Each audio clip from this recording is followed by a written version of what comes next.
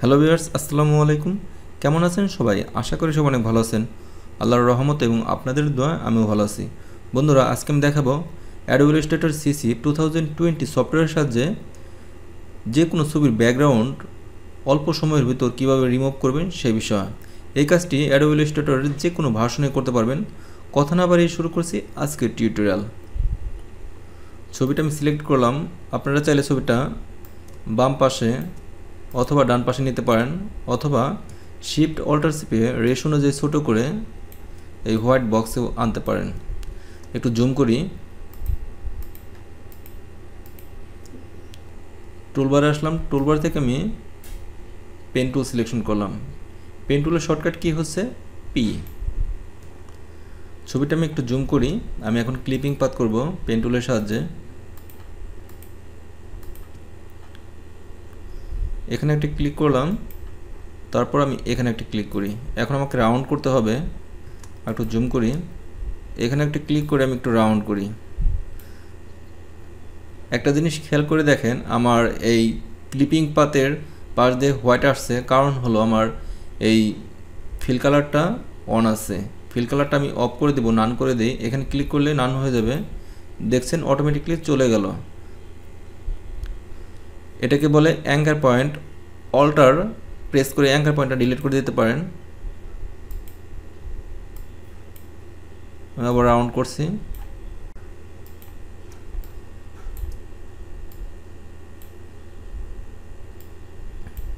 আপনারা চাইলে অল্টার কি প্রেস করে অ্যাঙ্কার পয়েন্টটা যে কোনো দিকে মুভ করতে পারেন, অথবা অল্টার কি প্রেস করে অ্যাঙ্কার পয়েন্টটা ডিলিট করে দিতে পারেন।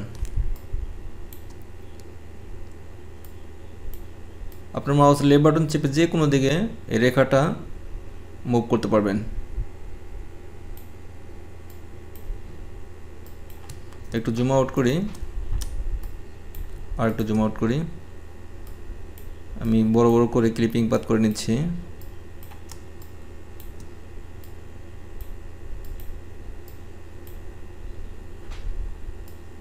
একটু সময় নিয়ে ক্লিপিং পাথ করবেন, তাহলে কাজটা পারফেক্ট হবে।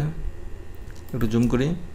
এখন আমি অল্টার কি প্রেস করে এই পয়েন্টটা একটু উপরের দিকে তুলে দিই।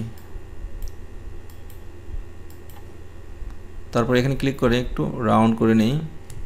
এখন আমি এই অ্যাঙ্কার পয়েন্টটা ডিলিট করব। অল্ট কি প্রেস করে ডিলিট করে দিচ্ছি। স্পেস বার চেপে আপনারা ফাইলটা যে কোনো দিকে মুভ করতে পারবেন, ডানে বামে উপরে নিচে সব দিকে। চুলের পাশ দিয়ে আমি এভাবে ক্লিপিং পাথ করে নিচ্ছি।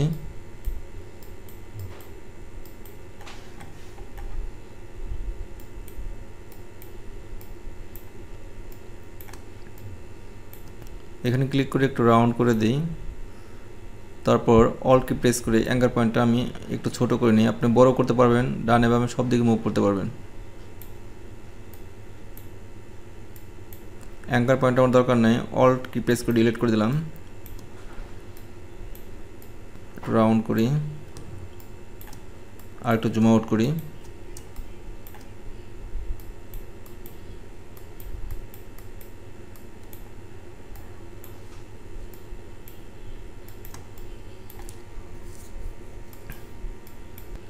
ক্লিপিং পাথ প্রায় শেষ পর্যায়ে আছে।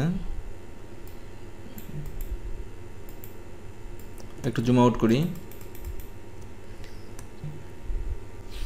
ক্লিপিং পাথ শেষ। দেখতে পাচ্ছেন ক্লিপিং পাথটা আমার শেষ হয়েছে। এখন আমি মাউস ড্র্যাগ করে ক্লিপিং পাথ আর এই ছবিটা একসাথে সিলেক্ট করলাম। একটু খেয়াল করেন বন্ধুরা, মাউস ড্র্যাগ করে আমি এই ব্যাকগ্রাউন্ডটা আর যে ক্লিপিং পাথটা করলাম সেটা একসাথে সিলেক্ট করলাম। তারপর মাউস রাইট ক্লিক করে মেক ক্লিপিং মাস্ক। দেখতে পাচ্ছেন আমার ব্যাকগ্রাউন্ডটা রিমুভ হয়ে গেছে। এখন আমি একটু জুম আউট করি। এই ছবিটা যে কোনো জায়গায় নিতে পারবো, অনলি এই ছবিটা আমার যাবে, সাথে ব্যাকগ্রাউন্ড যাবে না। এই ছবিটা আমি যে কোনো জায়গায় মুভ করতে পারবো। আমি আরেকটা ছবি দিয়ে দেখাচ্ছি। এই ছবিটা এখন ক্লিপিং পাথ করব। এই ছবিটার আউটসাইড এবং ভিতরে একটা হোল আছে, এখানে হোল আছে, এখানে হোল আছে, দেখতে পাচ্ছেন। আমি এখন টুলবার থেকে পেন টুল নিলাম, তারপর একটু জুম করি। আমি এখন পেন টুলের সাহায্যে ক্লিপিং পাথ করব।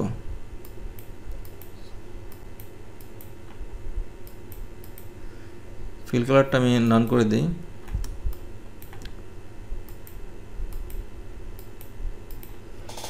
আমার স্টক কালার শো করতেছে, স্টক কালার দেওয়া আছে, আমি স্টক কালারটাও নান করব। নানে ক্লিক করলাম। পেন টুলের সাহায্যে একটু একটু করে আমি ক্লিপিং পাথ করে নিচ্ছি।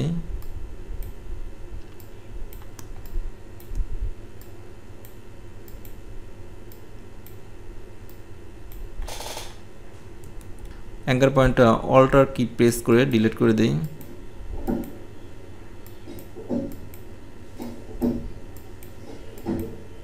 একটু রাউন্ড করে দেই।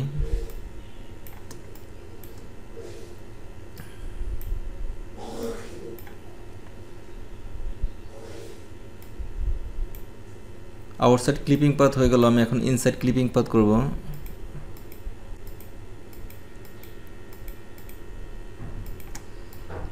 আর এই অংশটুকু ক্লিপিং পাথ করতে হবে।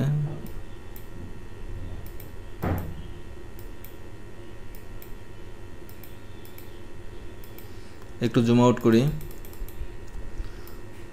বন্ধুরা দেখতে পাচ্ছেন আমার আউটসাইড এবং ইনসাইড ক্লিপিং পাথ হয়ে গেছে। একটু জুম আউট করি। এখন আমি টুলবার থেকে সিলেকশন টুল সিলেক্ট করলাম। তারপর এখন আমি মাউস ড্র্যাগ করে এই ব্যাকগ্রাউন্ডটা আর এই ক্লিপিং পাথটা সিলেক্ট করলাম। তারপর মাউস রাইট ক্লিক করে মেক ক্লিপিং মাস্ক। এরকম প্রবলেম যদি হয় তাহলে একটু ব্যাকে যাই, কন্ট্রোল জেড। এরকম প্রবলেম হলে আপনারা কন্ট্রোল ওয়াই প্রেস করে অনলি এই মাছরাঙা পাখি ক্লিপিং পাথটা সিলেক্ট করবেন। আবার কন্ট্রোল ওয়াই প্রেস করে আগের অবস্থানে চলে আসবেন। তারপর উইন্ডো অ্যালাইনে ক্লিক করবেন। তারপর পাথ ফাইন্ডার এই অপশনটি আপনারা সিলেক্ট করে দেবেন। এই অপশনটি সিলেক্ট করে দিলে আপনাদের কাজ পারফেক্টলি হয়ে যাবে। এখন আমি মাউস ড্র্যাগ করে সম্পূর্ণ ব্যাকগ্রাউন্ডটা আর এই ক্লিপিং পাথটা সিলেক্ট করলাম। তারপর মাউস রাইট ক্লিক করে মেক ক্লিপিং মাস্ক। দেখতে পাচ্ছেন এখন অটোমেটিকলি হয়ে গেছে। এখন এই মাছরাঙা পাখিটা আমি যে কোনো দিকে মুভ করতে পারবো, অথবা এই ফাইলটা আমি মাউস ড্র্যাগ করে এই ফাইলে আনতে পারবো। বন্ধুরা এভাবে অতি সহজে আপনারা যে কোনো ছবির ব্যাকগ্রাউন্ড অ্যাডোব ইলাস্ট্রেটর সফটওয়্যারের সাহায্যে রিমুভ করতে পারেন। আমার এই ভিডিওটি যদি আপনাদের উপকার আসে আমি অনুরোধ করব আমার ভিডিওতে একটি লাইক দিবেন।